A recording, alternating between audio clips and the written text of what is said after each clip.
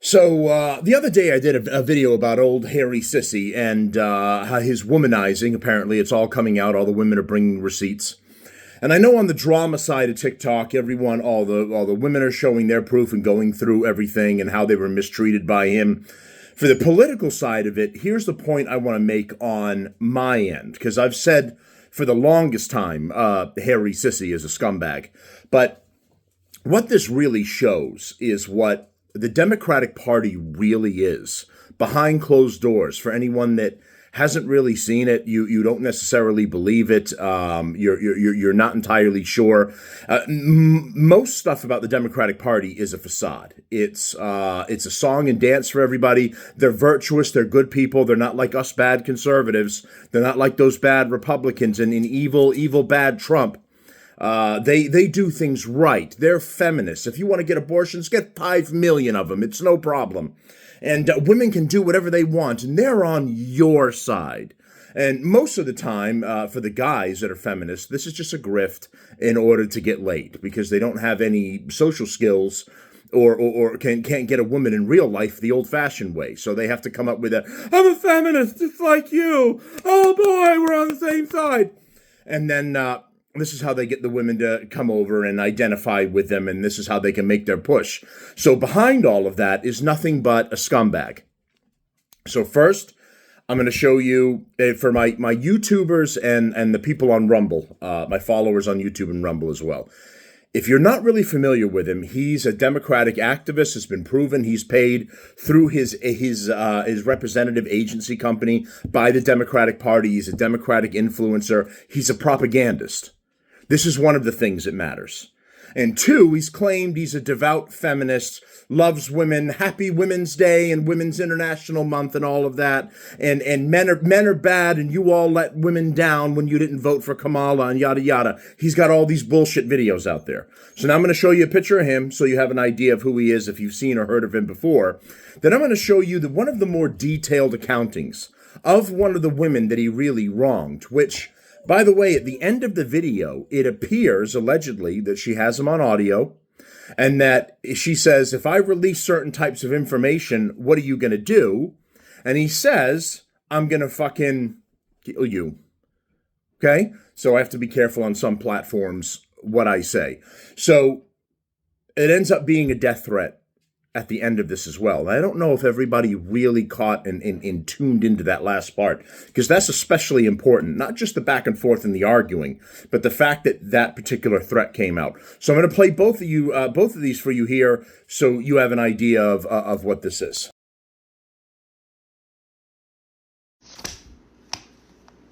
Shall we? So before I get into these around 50 screenshots providing evidence and context for anything that I have said, I do want to reiterate something just for even more context. I met Harry in summer of 2020. We were both kind of like the original political TikTokers, and we were on the Dem High Pass, which was a huge political TikTok account.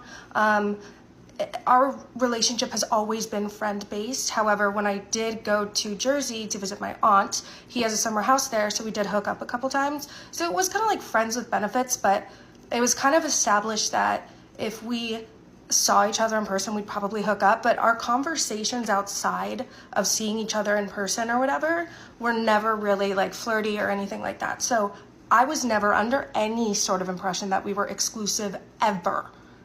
We never were like that. So my story is going to be different than a lot of these girls. Just putting that out there. So up until about maybe the beginning of 2023, I would have considered Harry one of my best friends. And let me know if you see a pattern here. But what really kicked that off was that he was the one recording my rapist when I called him and got him admitting to raping me on audio, okay? Which was great, whatever. And then Harry started drinking. So when Harry started drinking, he started getting a lot more aggressively flirty. I apologize for my hand tremors. I can't control them. But if you want to pause and screenshot those, these are times in which Harry was getting obliterated drunk and calling, FaceTiming, and saying very sexual things to me. I didn't really care. You know, it's whatever. Drunk words, sober thoughts, you get it. And then this is when I noticed kind of a shift in Harry. He started to gain a lot more attention, a lot more of a following. and he created a Discord in which it was a very exclusive Discord, and very strange, creepy people were allowed in the Discord.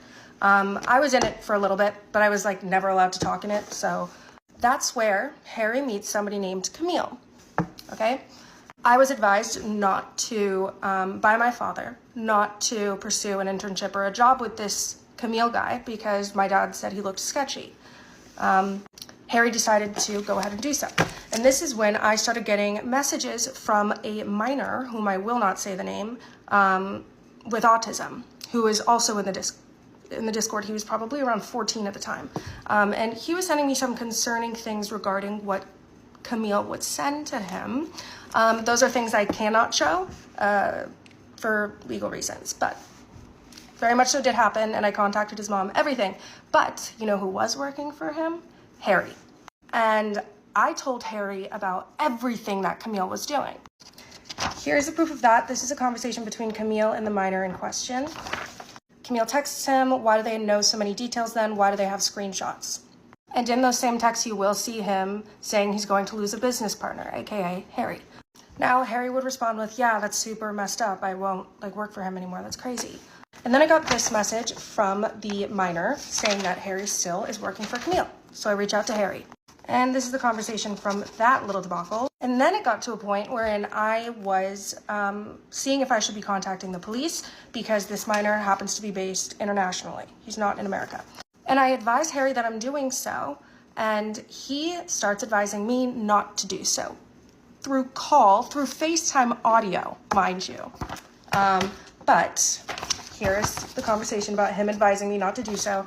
And if you see with all of the other girls too, he loves calling women lunatics, they're crazy, conspiracy theory, his favorite. Okay, let's continue. Oh, here's a random little tidbit, not really related to what I'm talking about, but I figured I'd share screenshots of Harry with my saved inappropriate photos in the chat. See, I am really sitting here admitting that I did send inappropriate, because it was like a fun little fling.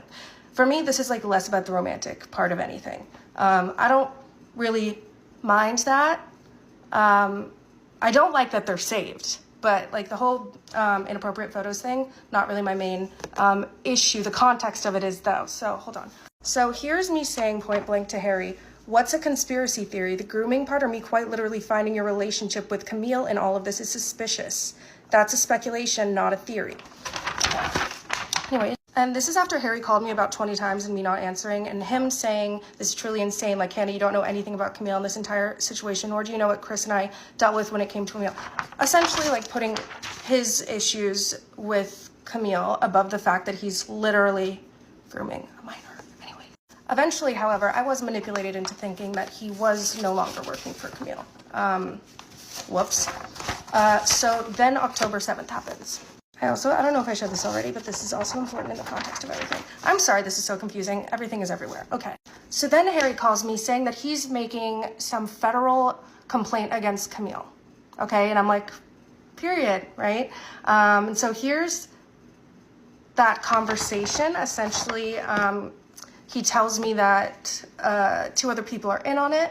And then I said, okay, we had a little tiff path behind us. We're homies now. He then asked me for nudes, unsent the message. And that's what I was talking about when I said, tried to get me to send him nudes because he pretended that he cared about the predation. So I said, I saw that, you freak. Are you drunk or something? Okay. But I didn't realize that until way later on, because then October 7th happened and we were constantly arguing about that.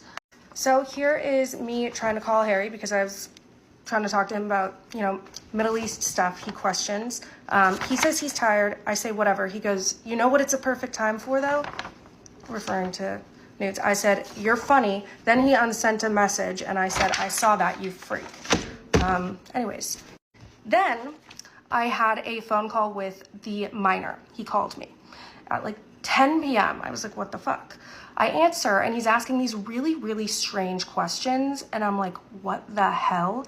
Come to find out, Harry and Camille were working together to try to get me to say something, so if I say anything in the future, I'd lose my credibility. Okay. And here, I know it's small, I was trying to preserve ink, and I know it's probably going to be backwards too, whatever. I'll post these more straight up next time. That is the fake cease and desist I received soon after for $500,000.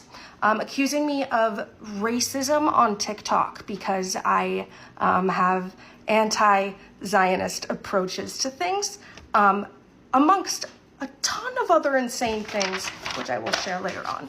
So I confronted him about it, yada, yada, yada. And if I didn't already have enough proof of him asking me for inappropriate pictures at very inappropriate times, here's more, where I say to him, so true, he wanted me to stop picking an argument with him, stupid. So true, I'll meet you in the middle. Next time you want inappropriate pictures, just find someone else and leave me alone next time. He said, yeah, that definitely works for me.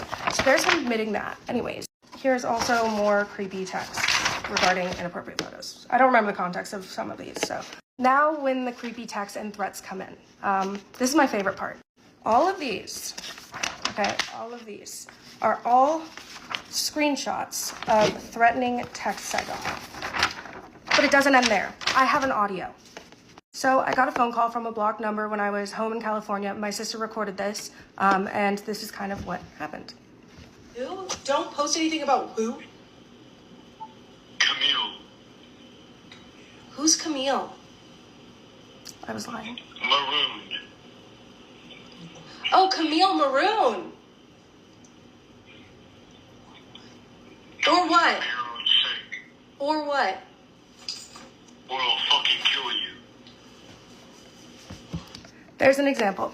So when Harry and I kind of went dark, you know, like we stopped talking to each other altogether, it was because he found out that I was still talking to this guy I used to talk to. And he called me, told me to go fuck myself. Was just super fucking pissed that that was happening. So maybe he thought I owed something to him, but I didn't. And I didn't think he thought I did. I don't fucking know. Also the end all was the loss of my now regrettable friendship with my old friend Melina, whom I have a screenshot on that. This is her essentially ending the friendship with me because I was posting shit about Harry. So, I mean, who knows? I don't know if any of this made sense. I'm really sorry that all of this is backwards in regards to the screenshots. I will be kind of breaking it down in parts, but this is just kind of the full account. There are definitely things that I missed and screenshots that I did not show because it's just I don't have much time left in this. So there is more to the story, but there's just some evidence on some of this stuff.